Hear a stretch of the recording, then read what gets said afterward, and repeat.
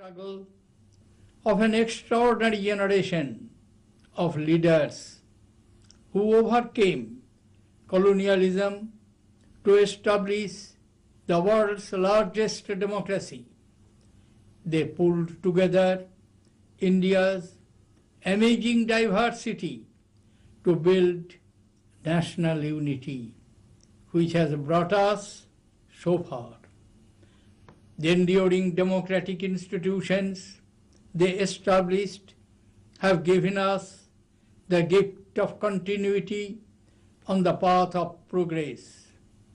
India today is a rising power, a country fast emerging as a global leader in science, technology, innovation, and startups, and whose economic success is the envy of the world.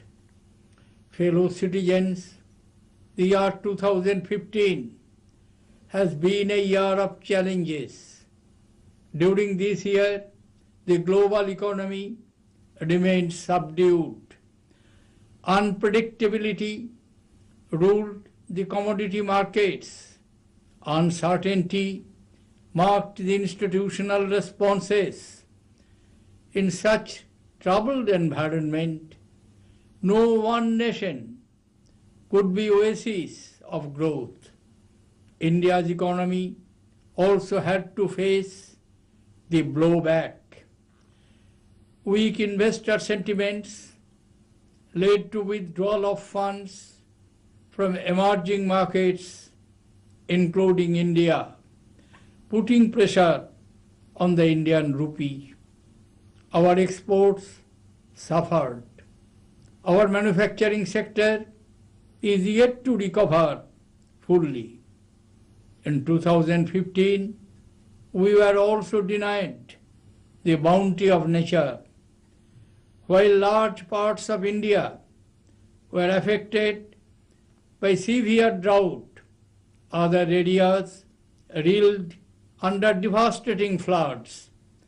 Unusual weather conditions impacted our agricultural production, rural employment, and income levels suffered.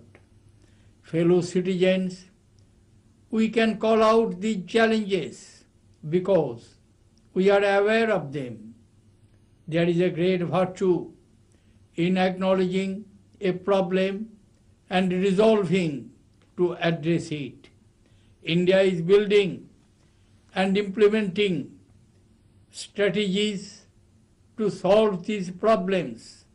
This year, with an estimated growth rate of 7.3%, India is poised to become the fastest growing large economy. Contraction in global oil prices has helped maintain external sector stability and control domestic prices. Despite occasional setbacks, industrial performance this year has been strong. Aadhaar, with its present reach of 96 crores people, is helping in direct transfer of benefits, plugging leakages, and improving transparency. Over 19 crore bank accounts opened under the Pradhan Mantri Jan Dhan Yojana is the single largest exercise in the world at financial inclusion.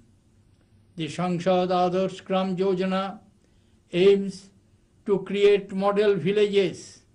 The Digital India program is an effort to bridge the digital divide. The Pradhan Mantri Fasal Bima Yojana targets farmers' welfare, increased spending on programs like Mahatma Gandhi National Rural Employment Guarantee Act is aimed at enhancing employment generation to rejuvenate the rural economy. The Make in India campaign will boost manufacturing by facilitating easy conduct of business and improving competitiveness of domestic industry.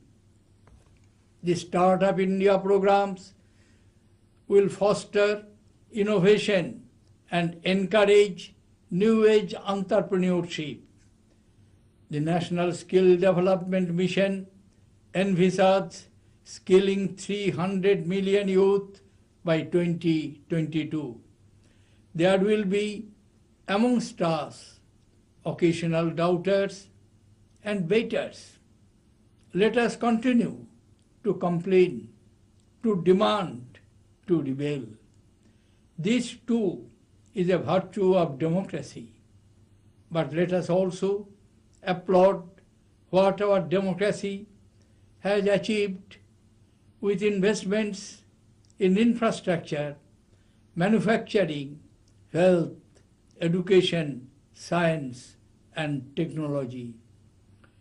We are positioning ourselves well for achieving a higher growth rate, which will, in the next 10 to 15 years, help us eliminate poverty. Fellow citizens, reverence for the past is one of the essential ingredients of nationalism. Our finest inheritance, the institutions of democracy, ensure to all citizens justice, equality, and gender and economic equity. When grim instances of violence hit at these established values, which are at the core of our nationhood, it is time to take note. We must guard ourselves against the forces of violence, intolerance, and unreason. Fellow citizens, for revitalizing the forces of growth, we need reforms and progressive legislation.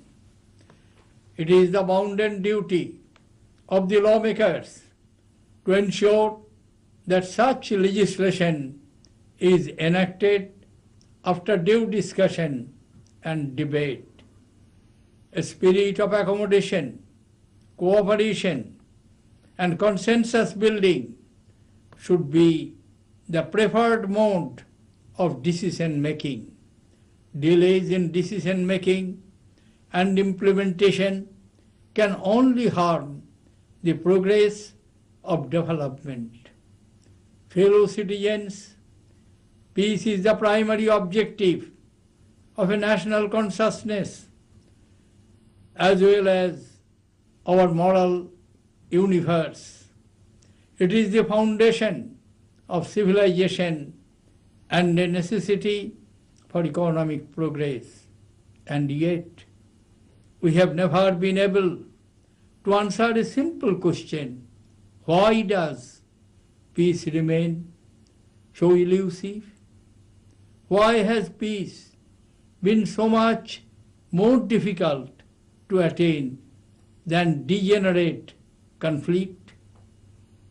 As the 20th century closed down with a remarkable revolution in science and technology, we had some reason for optimism that the 21st century would mark an era in which energies of people and nations would be committed to a rising prosperity that would eliminate, for the first time, the curse of extreme poverty. That optimism has faded in the first 15 years of this century. There is unprecedented turbulence across vast regions with alarming increase in regional instabilities. The scourge of terrorism has reshaped war into its most barbaric manifestation. No corner can now consider itself safe from this savage monster. Terrorism is inspired by insane objectives, motivated by bottomless depths of hatred, instigated by puppeteers who have invested heavily in havoc through the mass murder of innocents.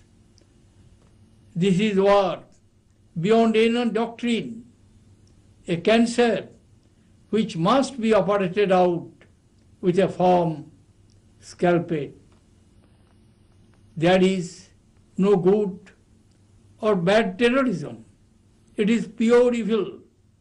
Fellow citizens, nations will never agree on everything.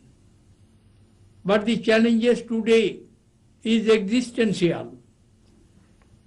Terrorists seek to undermine the order by rejecting the very basis of strategic stability, which are recognized borders. If outlaws are able to unravel borders, then we are heading towards an age of chaos. There will be disputes among nations. And as is well known, the closer we are to a neighbor, the higher the propensity for disputes. There is a civilized way to bridge disagreement. Dialogue ideally should be a continual engagement, but we cannot discuss peace under a shower of bullets. We on our subcontinent have a historic opportunity to become a beacon to the world at a time of great danger. We must attempt to resolve the complex edges of our emotional and geopolitical inheritance with our neighbors through a peaceful dialogue and invest in mutual prosperity by recognizing that human beings are best defined by a human spirit and not their worst instincts. Our example can be its own message to a world in anxious need of amity. Fellow citizens, each of us has the right to lead a healthy, happy, and productive life in India. This right has been breached especially in our cities where pollution has reached alarming levels. Climate change has acquired real meaning, with 2015 turning out to be the warmest year on record. Multiple strategies and actions at various levels is necessary. Innovative solutions of urban planning, use of clean energy, and changing the mindsets of the people call for active participation of all stakeholders. Permanence of such changes can be ensured only if people own the changes. Fellow citizens, love for one's motherland is the basis of all progress. Education, with its enlightening effect, leads to human progress and prosperity. It helps us develop forces of spirit which can revive lost hopes and ignored values. Dr. Sarvapalli Radhakrishnan had said, and I quote, "End product of education should be a free, creative man who can battle against historical circumstances and adversities of nature," unquote.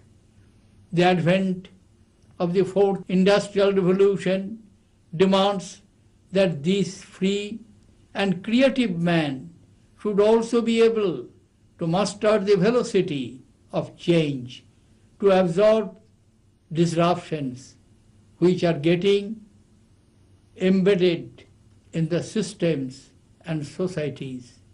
An ecosystem that fosters critical thinking and makes teaching intellectually stimulating is necessary. It must inspire scholarship and encourage unfettered respect for knowledge and teachers. It must instill a spirit of reverence towards women that will guide social conduct of an individual throughout his life. It must breed a culture of deep thought and create an environment of contemplation and inner peace. Through an open-minded approach to the wider spectrum of ideas emanating from within, our academic institutions must become world-class. A beginning has already been made with 2 Indian institutes of higher education finding place in the top 200s in the international rankings.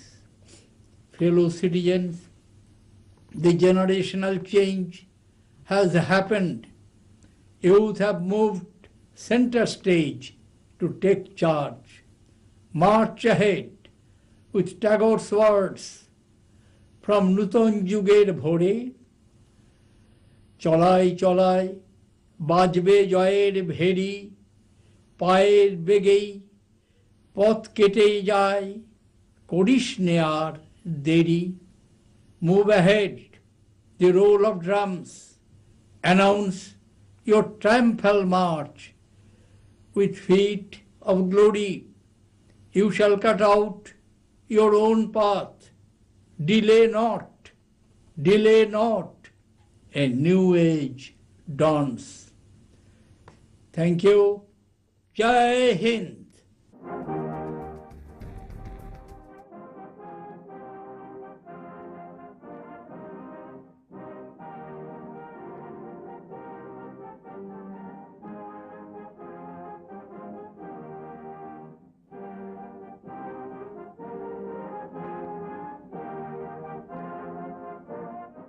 రాష్ట్రపతి ప్రసంగాన్ని ఇప్పటివరకు లైవ్లో చూసాం.